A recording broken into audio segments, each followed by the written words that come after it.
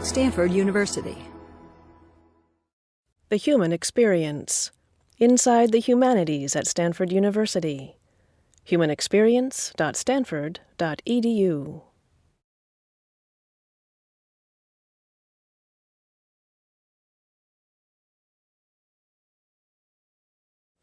Good morning, everyone.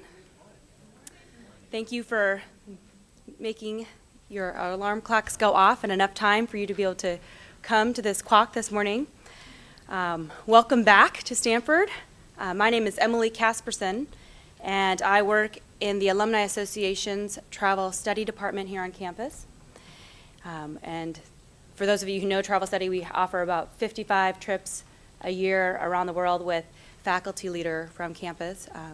And I've been chasing the speaker to this morning and trying to get her to go on a trip with us to teach on the road. So if you know our programs, you can keep your eyes peeled and see if I succeed in that endeavor.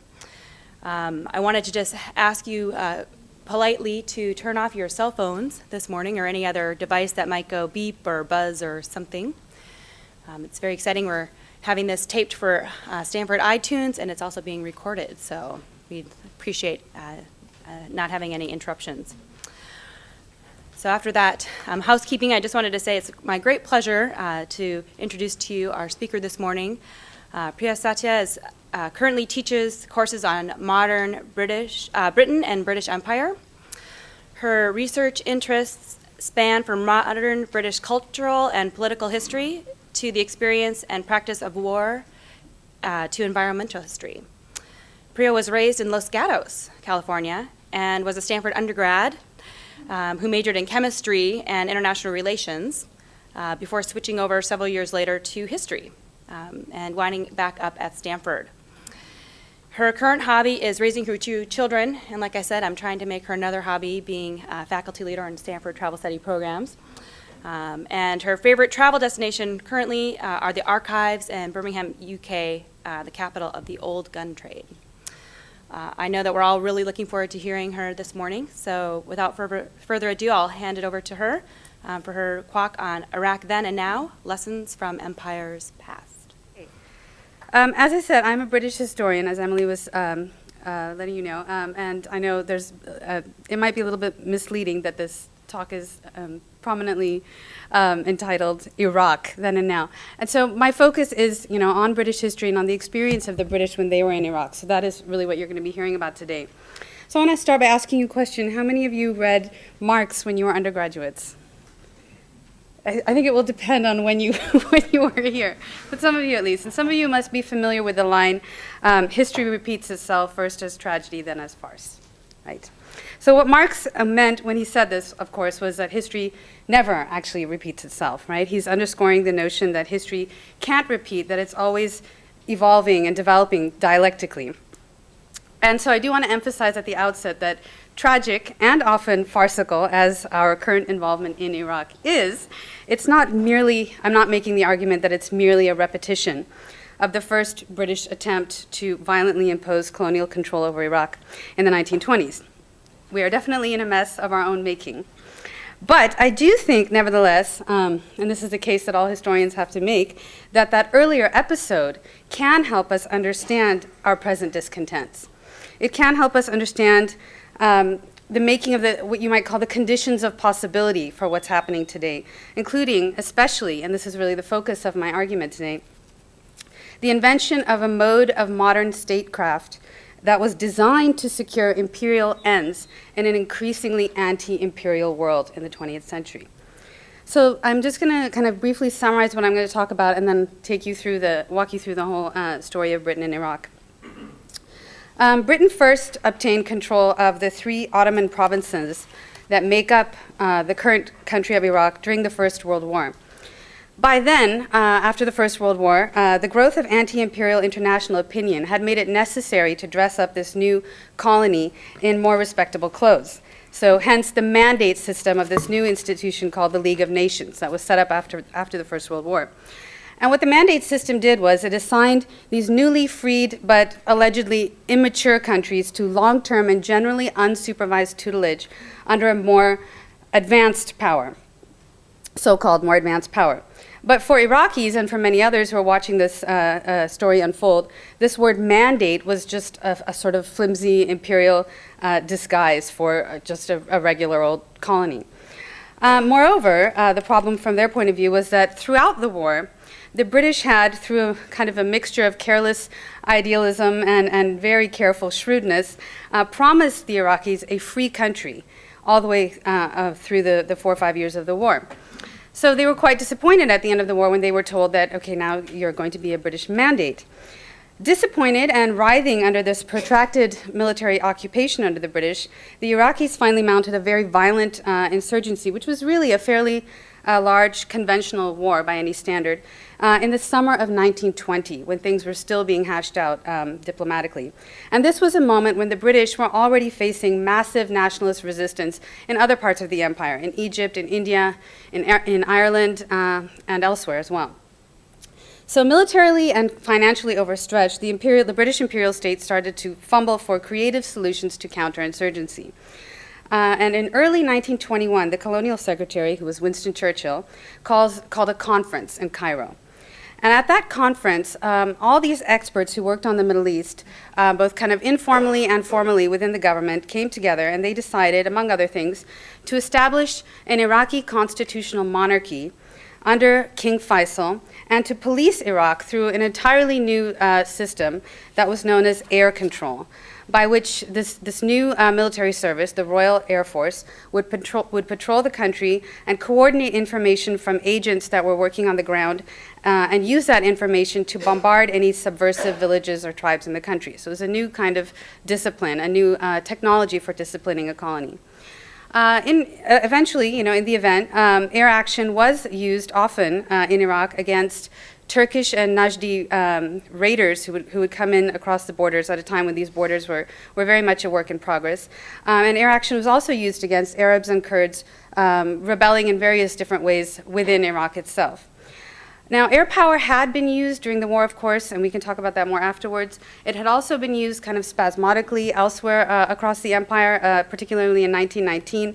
But it was really in Iraq that the British rigorously came to practice the technology of bombardment as a permanent method of colonial administration and to fully theorize the value of air power as an independent arm of the military. If it hadn't been for Iraq, it's very doubtful that the Royal Air Force would have survived as an independent military service. Certainly, the other services, the Army and the Navy, were jealous enough of it that they put up a fight against its permanent establishment. Now, as many scholars have noted, air control was cheap, and that is where a lot of its attractiveness lay. But it also served other purposes. Its kind of theoretically panoptical power seemed capable to these experts who gathered in Cairo of solving the peculiar information problems that they associated with Iraq. This community, kind of this intelligence community and community of kind of Arabist experts, saw Iraq as this kind of vast desert of mirage, haze, and compulsively dishonest natives, the lying native, that trope. To this intelligence community, Iraq was almost destined for aerial control for aesthetic as much as practical reasons. The infrastructural austerity of air control seemed to them very suited to what they thought of as this kind of horizonless desert that allowed power to, quote, radiate untrammeled in every part of the protectorate, and those were Churchill's words.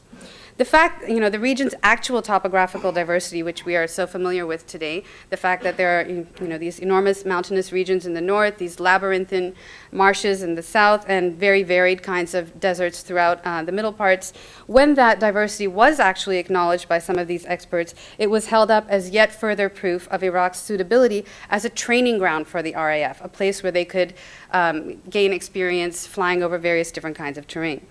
And then there was the much touted, quote, natural fellow feeling between nomad Arabs and the Air Force, both in conflict with the vast elemental forces of nature. That was a quote from one of the heads of the Air Force at the time. There were, in short, cultural reasons related to British imaginings about this place that air control was first devised in Iraq. After all, reasons of cost and efficiency would have applied equally elsewhere. And indeed, after a brief incubatory period in Iraq, air control was exported elsewhere in the empire, albeit in slightly modified fashion. But the invention of this unprecedented scheme, relying on a new technology whose uses had yet to be fully imagined, depended in the first instance on the inspiration provided by notions of Iraq's peculiar suitability to aerial surveillance. T.E. Lawrence, who was actually closely involved in the scheme's formulation and who is, I'm sure, familiar to most of you, insisted at the outset that this was a scheme that was, quote, not capable of universal application. But a decade later, after the scheme had been exported to other parts of the empire, experts were disparaging as absurd the contention that, quote, some peculiar quality about the country has enabled aircraft to achieve in Iraq what they could not achieve anywhere else.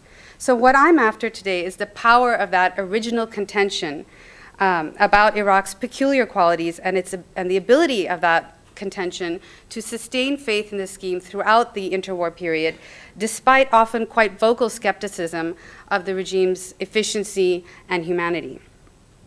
In short, cultural representations shaped the practical organization of surveillance in the Middle East and its violent excesses, and I think that had a long-term legacy, which I'll talk about at the end.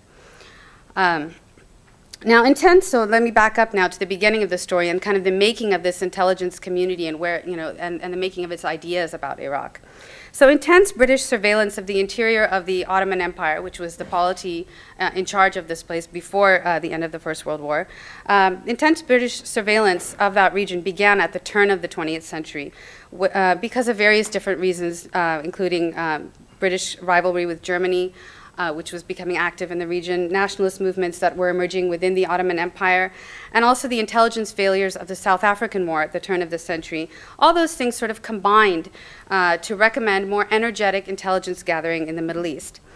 Now, Britain's obligations to the Ottoman Empire under their official diplomatic alliance meant that they had to kind of do a workaround in order to gather some of this intelligence. So they relied on kind of this odd assortment of informal agents rather than a formal set of spies working in the region. These would be people like military officers on leave, diplomats, gentlemanly, and in one case, gentlewomanly scholars, archaeologists, journalists, other sorts of informal agents who happened to be in the region for other reasons. Now, once there, these agents often complained of the great difficulty of gathering intelligence in a proverbially inscrutable land, peopled, as one of them put it, mainly by the spirits of the Arabian Nights, where little surprise would be occasioned in seeing a genie floating out of a magic bottle. The naturalist and agent Douglas Carruthers, for instance, felt suddenly transplanted to the moon.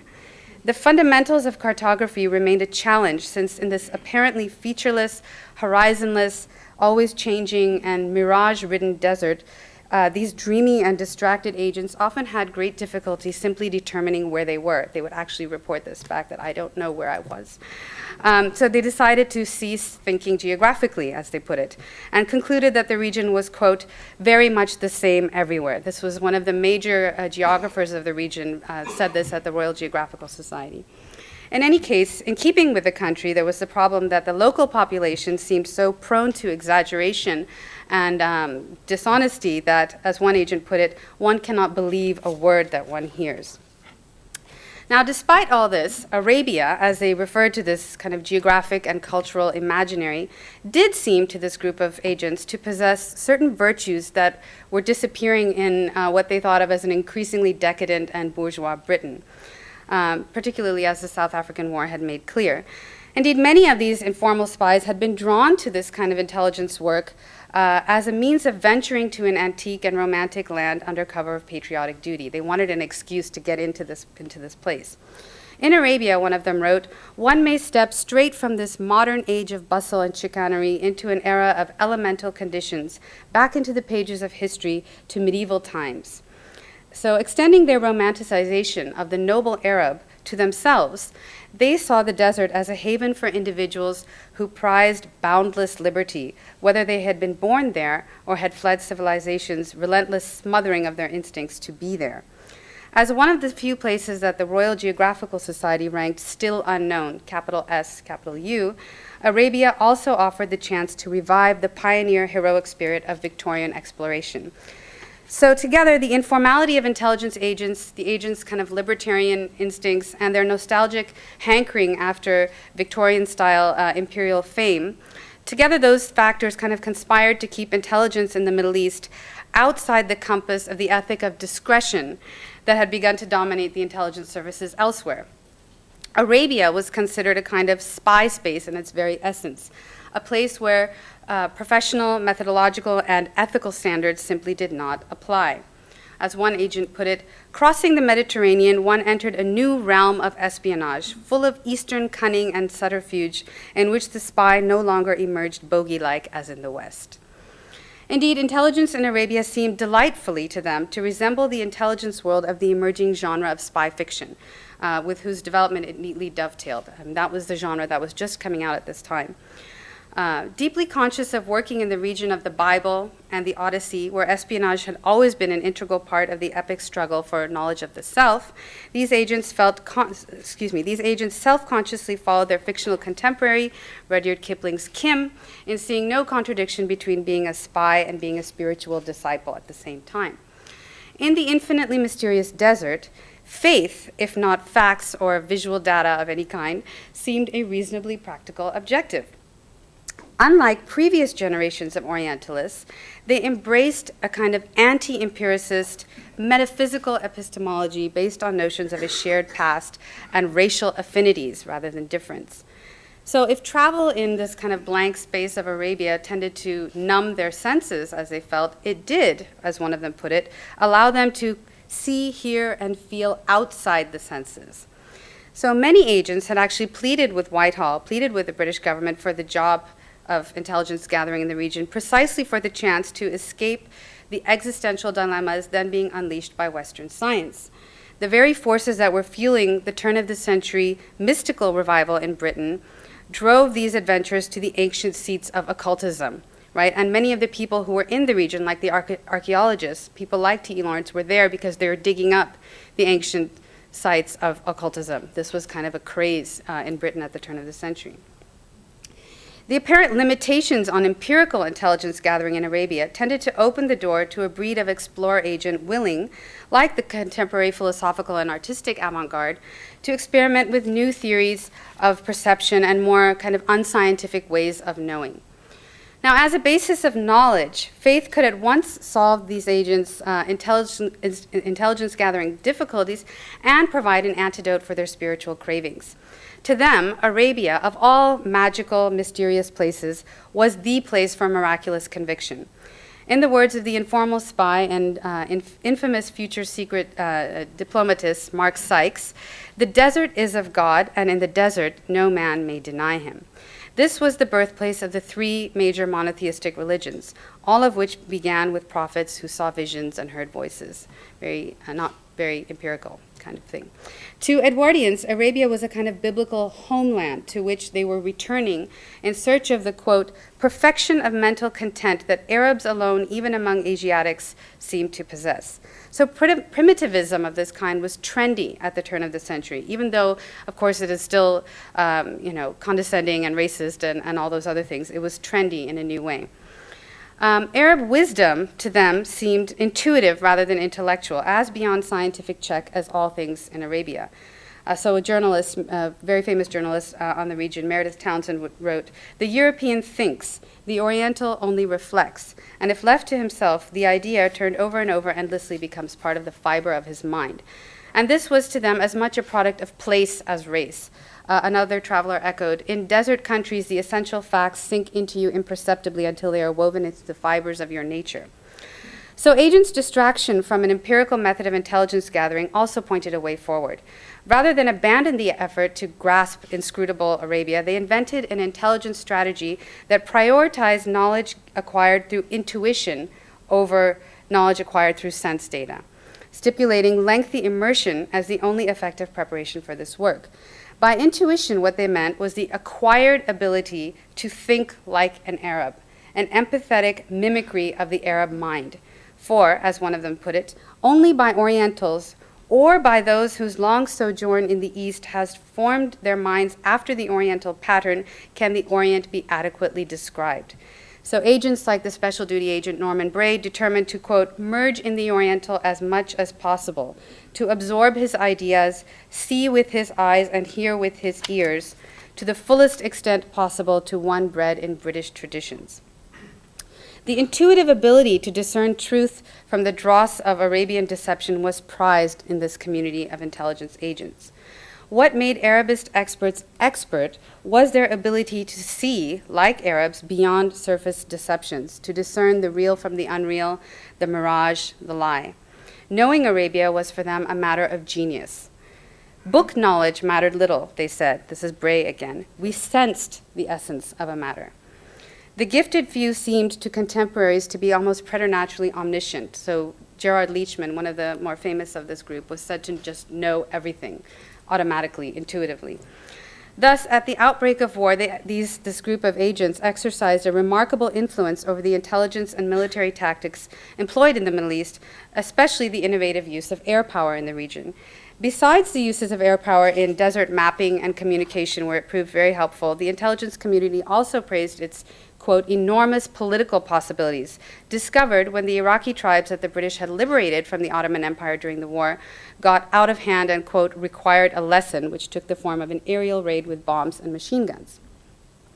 So it was to these agents that the petrified British state turned during the post-war Iraqi rebellion of 1920, and it was with their help that Churchill obtained approval of the air control scheme at Cairo at that conference. So the Royal Air Force officially took over control of Iraq in October 1922, although its status as the dominant military arm in the country had already been consolidated during that rebellion of 1920, and even perhaps to some extent during the war itself. The fully fledged scheme eventually consisted of 8 squadrons of fighters and light bombers, 4 armored car units, and several thousand forces of Iraq levies. Army garrisons in the country were gradually reduced to protect only the 9 air bases that were laid out across the country and which were equipped with wireless telegraphy. In a single 2-day operation, a squadron might drop several dozen tons of bombs and thousands of incendiaries, and also fire thousands of rounds of small arms ammunition. Now, in practice, the regime was, despite the hopes for this regime, it was plagued by reports of pilot disorientation, visibility problems, and instances of, quote, quite inexplicable failures to identify whole sections of Bedouin tribes on the move. It was not uncommon for aircraft to make a demonstration over or bomb the wrong town. It also turned out that hostile parties could find cover in watercourses, hillocks, and other features of the allegedly featureless landscape. Even assessing the effect of bombing operations was deemed a matter of guesswork. Some historians have nevertheless claimed that aerial control in Iraq actually worked against the desert's, quote, clearly defined, completely visible targets. And hence, I think, some of the kind of misguided echo in today's policies with the use of aerial surveillance, which I'll talk about more at the end. There's this kind of myth of the success of aerial control.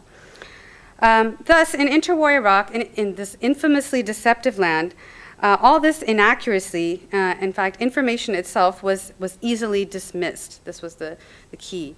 The civil commissioner and head of political intelligence in Iraq, a man named Arnold Wilson, explained when people started to worry about this news of errors and mistakes. He explained that complaints about Air Force observation failures were, like all information in the country, exaggerated, not least because the mirage prevented anyone from judging what was going on the ground.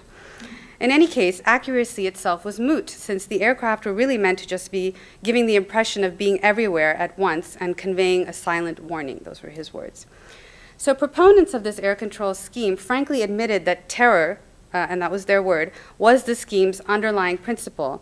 And the effectiveness of a scheme based on terror was tied to their understanding of this Arab propensity for exaggeration. So where there was one plane, Arabs would spread rumors and news of dozens of airplanes being above.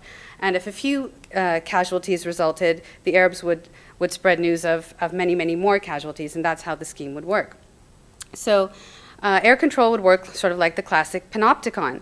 As one official memo put it, from the ground, every inhabitant of a village is under the impression that the occupant of an airplane is actually looking at him, establishing the impression that all their movements are being watched and reported. So if pilots couldn't be sure whether they were flying over sort of rebellious or ordinary tribes, the people on the ground, the tribes themselves, would not be able to discriminate between a bombing or a reconnaissance expedition, and that was a good thing. Thus, the air control experiment was pronounced entirely successful in, quote, this kind of turbulent country. In its Iraqi cocoon, the Air Force was safe from criticism of its inaccuracies and mistakes. It was protected by the notorious fallibility of all news that came out of Arabia. Moreover, the foundation in terror was also held up as the regime's ingenious proof against inhumanity. Now, in theory, invisible air power would bloodlessly awe tribes into submission, in something of the same manner that guerrilla warfare exploited what T.E. Lawrence called the silent threat of a vast unknown desert. Alternatively, interference with its victims' daily lives through destruction of homes, villages, crops, fuel, and livestock would produce the desired result.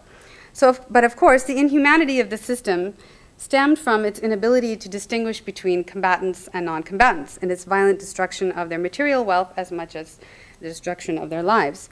And as early Air Force statements openly acknowledged, the moral effect of this scheme depended on demonstrations of exemplary violence, which could hardly be accomplished without considerable loss of life. In any case, theory aside, however diligent the RAF may have been in giving villagers 24-hour warnings by loudspeaker and making demonstration flights, the pacification of Iraq proved horrifically costly in Iraqi lives. 100 casualties was not unusual in a single operation, not to mention those lost to starvation and the burning of villages afterwards. Whether attacking British communications or refusing to pay taxes set at crushing rates much higher than the Ottoman rates had been, or whether for harboring alleged rebels, many tribes and villages in the country were ultimately bombed into submission. Now, in the wake of all this slaughter, critical voices began to emerge in Whitehall. The new War Secretary wrote witheringly, "If the Arab population realized that the peaceful control of Mesopotamia, which is the original name of Iraq, depends on our intention of bombing women and children, I am very doubtful if we shall gain that acquiescence of the fathers and husbands of Mesopotamia as a whole, to which the Secretary of State for Colonies looks forward."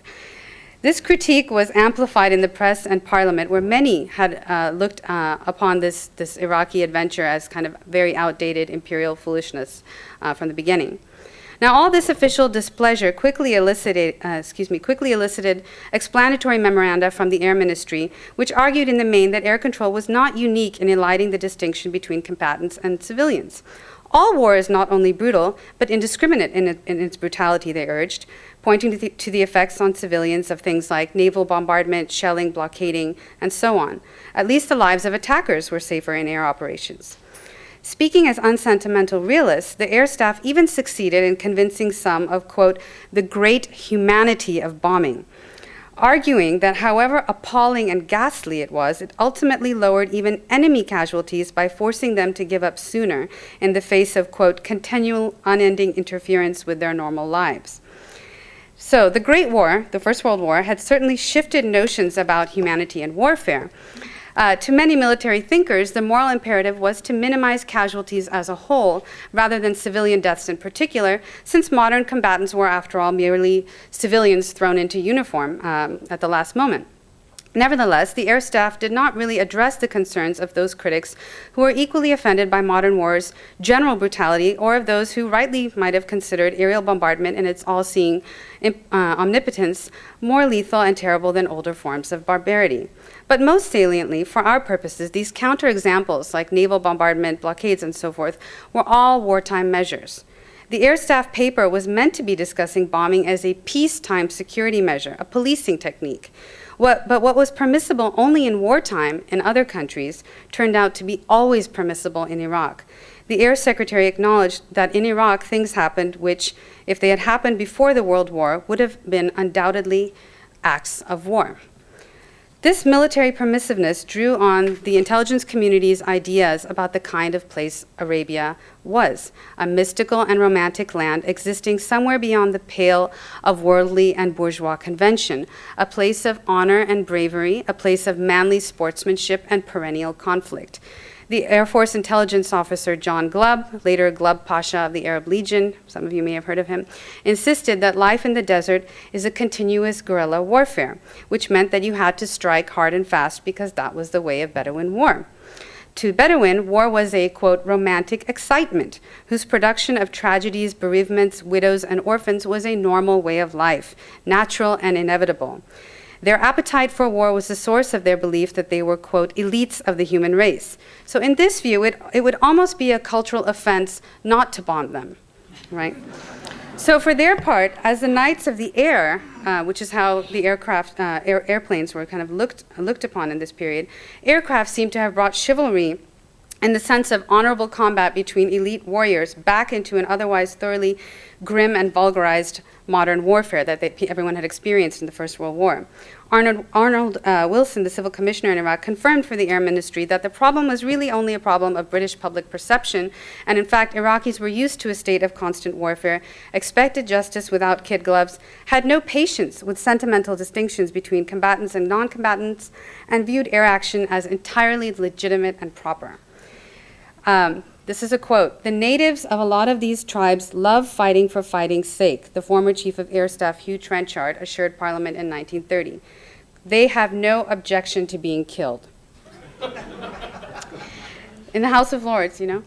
In a place long romanticized as an oasis of a prelapsarian egalitarianism and liberty, defenders of air control could rest assured that Bedouin retained their dignity even under bombardment and were not miserable wretches deserving any kind of condescending pity. So Iraqi women and children even did not need to trouble the British conscience, for as the British commander on the ground observed, Iraqi sheikhs don't resent that women and children are accidentally killed by bombs. To them, as T.E. Lawrence added, women and children were negligible casualties compared to those of the, quote, really important men.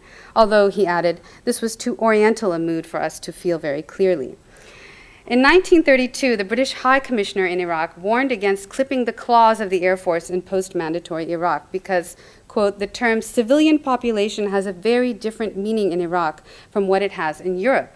This was, for the British intelligence community, a population at once so orientally backward and so admirably manly and phlegmatic that to a post-war imperium increasingly enthralled to cultural relativistic notions, all principles of jus in bello, right, justice in war, were irrelevant.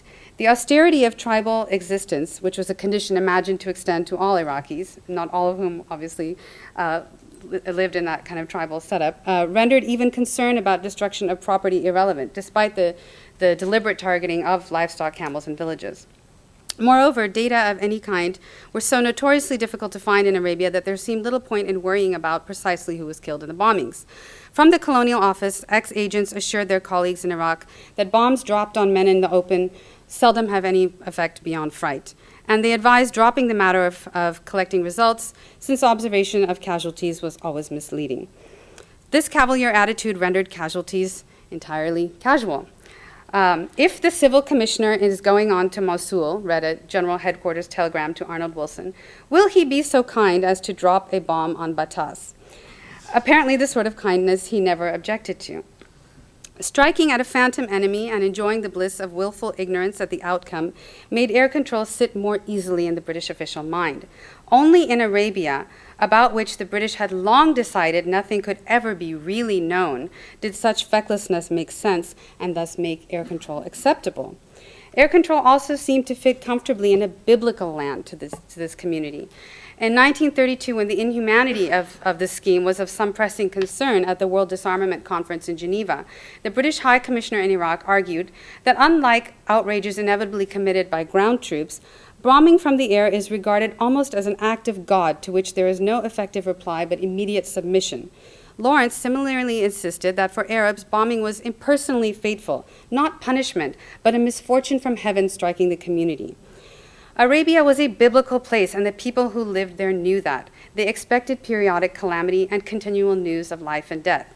Bombardment would be to them yet another kind of visitation. Air control thus played on this presumed fatalism of the Arabs, their faith in an incontrovertible will of God.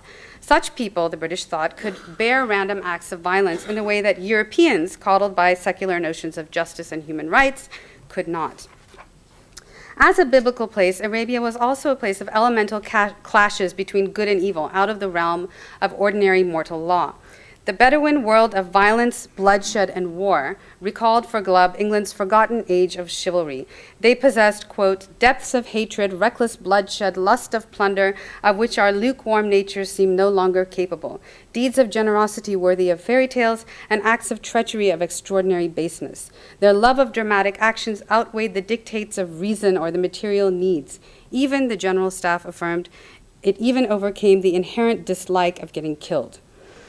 In this last bastion of authentic experience, bombardment could be accommodated as yet another vitalizing experience shared equally by the British airmen. No group did more to fulfill this romantic vision of air control than Abdulaziz ibn Saud's puritanical avant-garde forces just south of Iraq, who were continually raiding into Iraq from Najd. Gertrude Bell, who was a powerful intelligence and administrative force in Mandatory Iraq, some of you may have heard of her, was fiercely proud of the British power to strike back at these forces, the Ikhwan, who, with their horrible fanatical appeal to a medieval faith, arouse in me the blackest hatred, she wrote. All concerns about cruelty were moot in a region notorious for cruelty and inhuman injustices perpetrated by these diehards of the Muslim world. So bloodlust was the way of the place, and the mantra was more or less when in Rome. So these clashes between good and evil transformed pacification into a series of episodes of cosmic significance. During the rebellion of 1920, the political officer Captain Leachman wrote chillingly, "I should like to see a regular slaughter of the Arabs in the disaffected areas." His adoring biographer, fellow political officer Norman Bray, described him living in constant fear of assassination, concluding, "No wonder he reveled in dropping bombs on Arabs." The transposition of real Arabia into the Arabia of myth, a consummate spy space, made bombing palatable even to those who believed they would revile it in any other context. The vindication of air control did not rest merely on a simple racist dehumanization of Arabs. It grew out of long circulating ideas about Arabia as a place somehow exempt from the this-worldliness that constrained human activity in other parts of the world. There, heroes could reach the most exalted heights and villains the profoundest depths. There, as in literature, agents could find escape from the pitiful reality of human suffering into an exalted sphere in which everything possessed cosmic significance. There, where each soul was free to work out its cosmic destiny, violence was entirely personal. Leachman's assassin, a man called Dari, was the single exception to the general amnesty granted after the rebellion.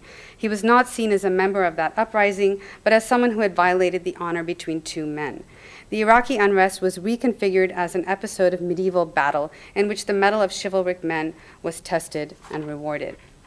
So ordering bombers in Iraq was thus entirely consonant with the sensibility of the Arabist agent enchanted with notions of Arabian liberty. The agents loved Arabia for its otherworldliness, and it was that quality of otherworldliness that also made it, to them, fit to bear the unearthly destruction wreaked by bombers. Britons considered the moral world of Arabia distinct from their own. From the outset, the intelligence project in the region had been infused with a philosophical spirit, and that remained throughout the interwar period. This Arabian window of acceptability opened the door to wider uses of aerial bombardment. In 1921, the air staff deemed it better, for fear of allegations of barbarity, to preserve appearances by still nominally confining bombardment to targets which are strictly military, and avoid emphasizing the truth that air warfare has made such restrictions obsolete and impossible. It may be some time until another war occurs, and meanwhile the public may become educated as to the meaning of air power. Iraq offered the air staff a means of selling the new warfare by exhibiting it in a famously romantic and chivalric place where everyone knew the bourgeois rules lately exposed by the war as utterly bankrupt did not apply anyway. It worked. As you know, eventually British bombs fell all over the world, including Europe. The gruesome relish evident in a 1924 report by an officer commanding Squadron 45 in Iraq is striking in this regard. Quote, "The Arab and Kurd now know what real bombing means in casualties and damage. They now know that within 45 minutes, a full-sized village can be practically wiped out and a third of its inhabitants killed or injured by 4 or 5 machines, which offer them no real target, no opportunity for glory as warriors, no effective means of escape. This officer later achieved distinction, and as one scholar puts it, in the ruins of this dying village, one can dimly perceive the horrific firestorms of Hamburg and Dresden, because this officer was none other than Arthur Harris, head of Bomber Command in World War II. And it was during that war, largely under Arthur Harris's influence, that Prime Minister Churchill warded off periodic pangs of conscience about bombing Germany with faith in what he called a higher poetic justice, that those who have loosed these horrors upon mankind will now in their homes and persons feel the shattering stroke of retribution. It was the Ikhwan all over again, and Europe itself had become the scene of a clash between good and evil. Now, ideas about Arabia exonerated air control from charges of inhumanity, but the regime also succeeded in projecting an actively humane image. And this public relations coup was largely a product of the regime's much-touted reliance on political officers on the ground, whose supposed intuitive understanding of the place carried within it a claim to an empathetic style of colonial control. From the outset, despite their fondness for the aerial regime, the community of agents insisted on the enduring need for men who are especially gifted, who have got the feeling of the Middle East in their blood.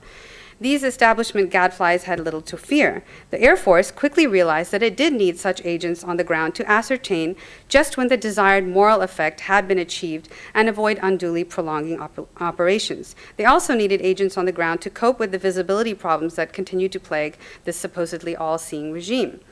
So the RAF's group of Special Service Officers, SSOs, worked closely with pilots and regular political officers, quickly absorbing those old tactics of intuitive insight and so forth.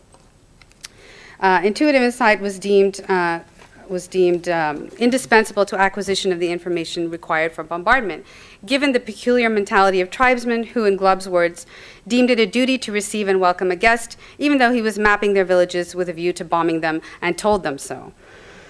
The new agents continued to claim empathy, even love for Arabs, as a source of their genius. Immersion enabled them to form the near impossible task of understanding another race, they said. The Air Force trusted these special service officers to accurately sense impending events, but not to dig down to the facts. Defenders of air control pointed out that, far from rendering them aloof, aircraft enabled these officials to roam freely and facilitate greater intimacy between administrators and Iraqis, and preserved that old British tradition of imperial benevolence. Their and other officials' safety in a skeletal air regime without garrisons was also no issue, because the former agents in the colonial office pointed out, intrepid Britons had from time immemorial served in frontier zones at the bidding of an adventurous spirit.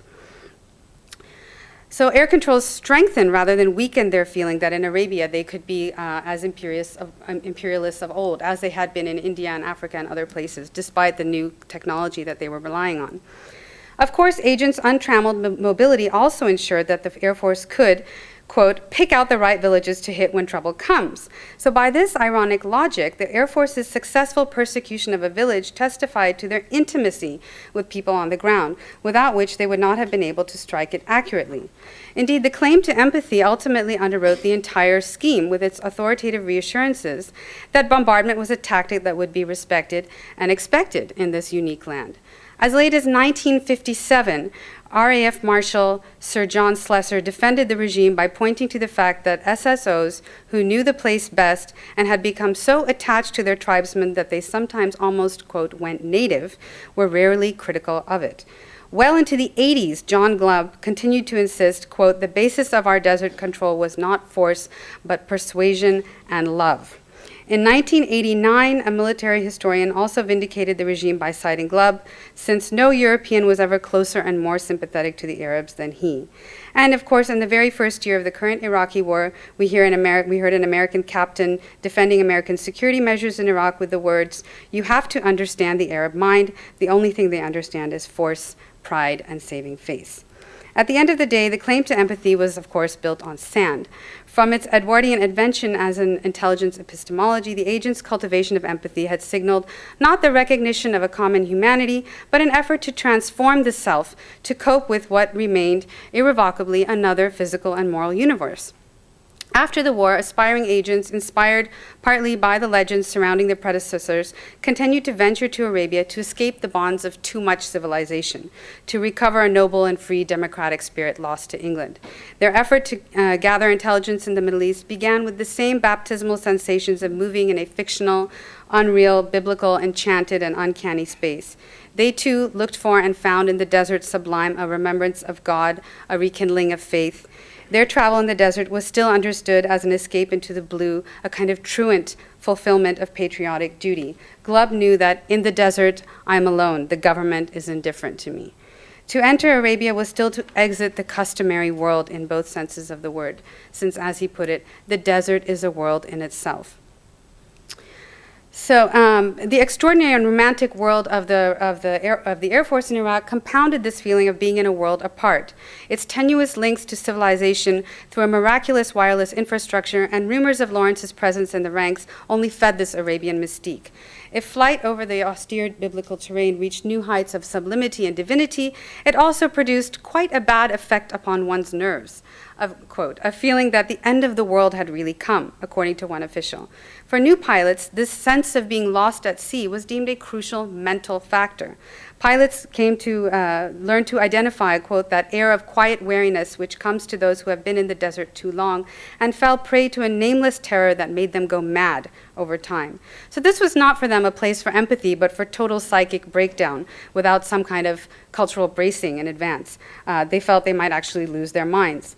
Emulation of Arabs was intended to enable their survival in this extraterrestrial space, but it did not produce compassion for the Arab victims of the surreal world of bombardment that they actually created by pulling the strings of fate from the sky.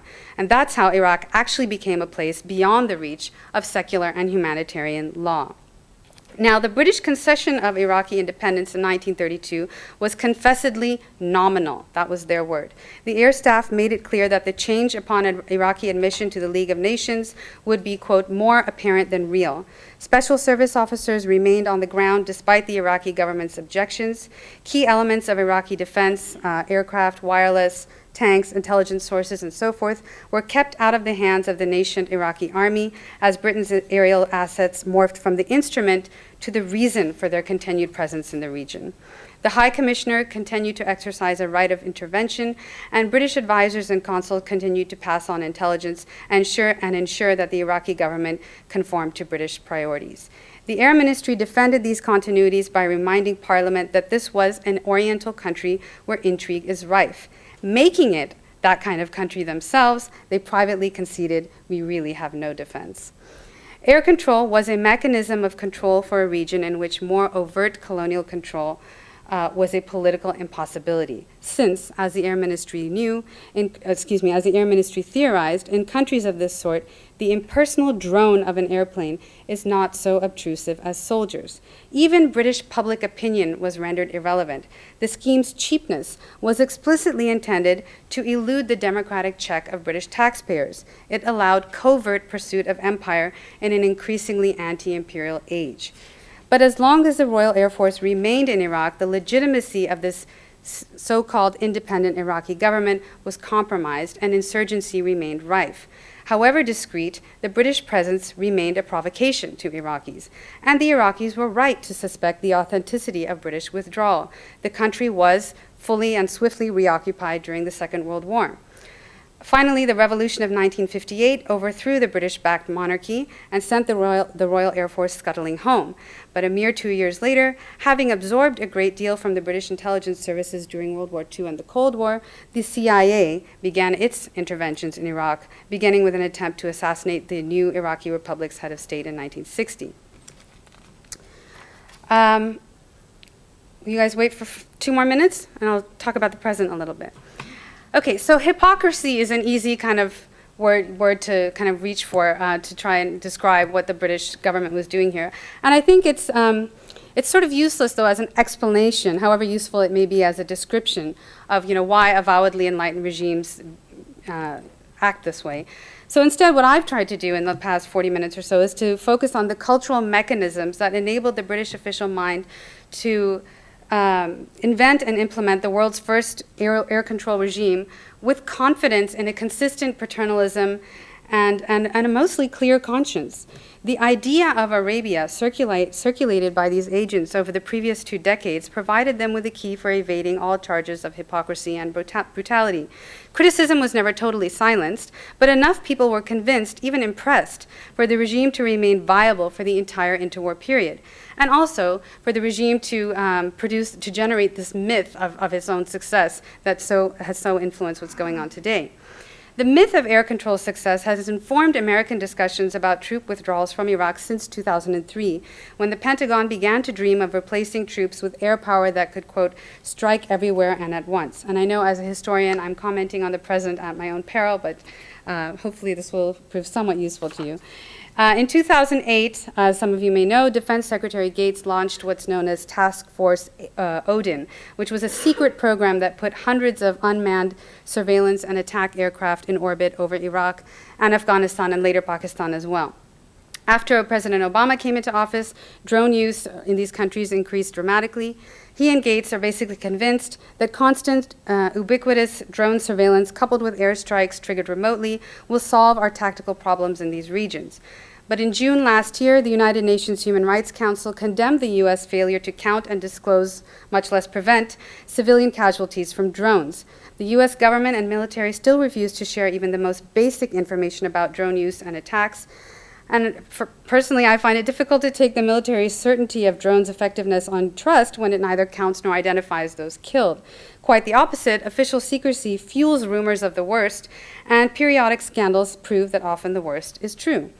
People who live in these countries are cynical and wise enough to assume from past experience that the secrecy covers up facts too grisly for public airing.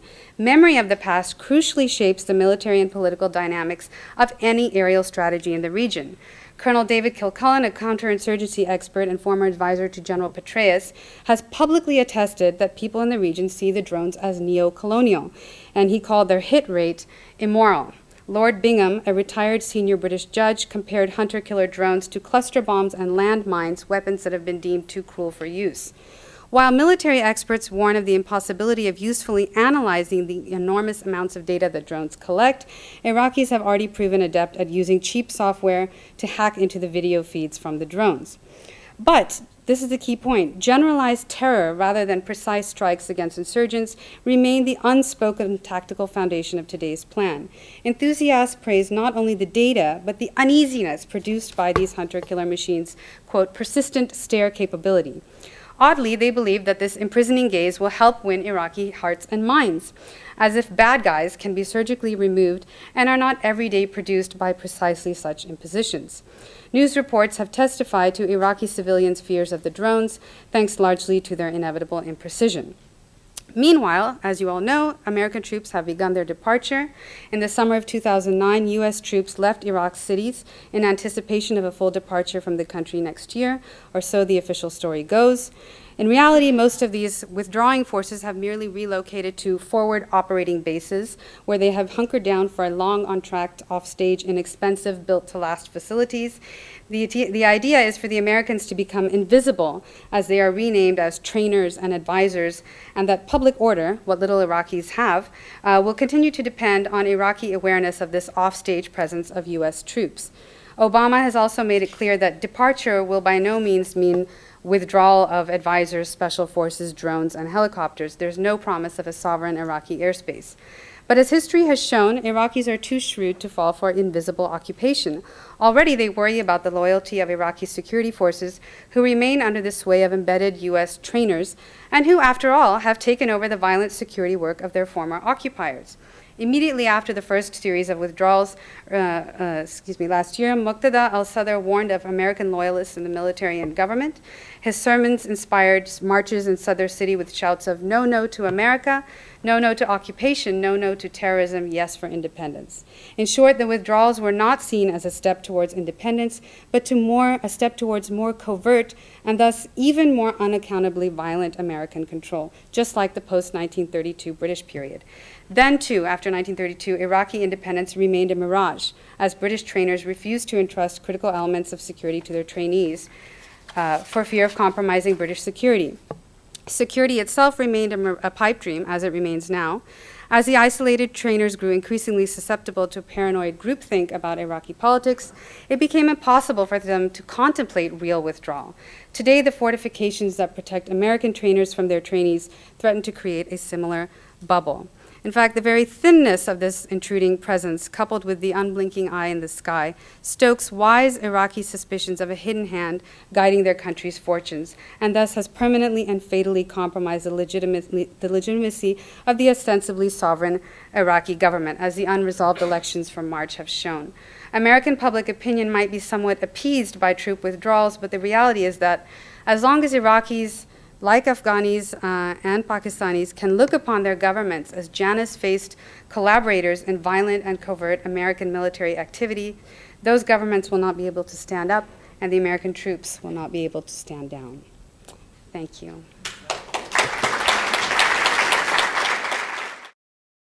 For more, please visit us at stanford.edu.